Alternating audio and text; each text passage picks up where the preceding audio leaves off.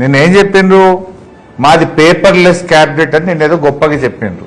మీది పేపర్లెస్ క్యాబినెటే కాదు, faithless cabinet, విశ్వాసం లేని క్యాబినెట్, నమ్మకం లేని క్యాబినెట్, విశ్వాసఘాతక క్యాబినెట్ మీది.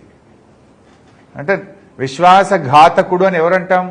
నమ్మించి ద్రోహం చేసేవాణ్ణి, నమ్మించి తడిగుడ్డతో గొంతు కోసేవాడిని విశ్వాసఘాతకుడు అంటుంటారు జనరల్గా. మీరు ఎన్నికల ముందు రైతులకు అన్ని పంటలకు మద్దతు ధర మీద 500 బోనస్ అన్నారు. బోనస్ ఎగబెట్టేస్తే ఇప్పుడు ఆ మద్దతు ధర కూడా లేదు, మేం కొనమని చేతులు ఎత్తేసారు. పంటల కొనుగోళ్లపై నిన్న కాంగ్రెస్ ప్రభుత్వం చేతులు ఎత్తేసింది.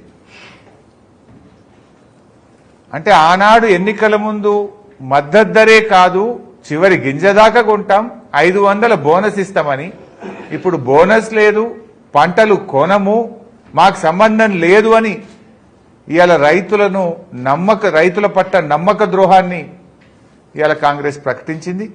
కాంగ్రెస్ బేషరతుగా క్షమాపణ చెప్పాలని చెప్పి మేము డిమాండ్ చేస్తా ఉన్నాం. రాష్ట్ర రైతాంగానికి చెంపలేసుకొని మీరు క్షమాపణ చెప్పాలి.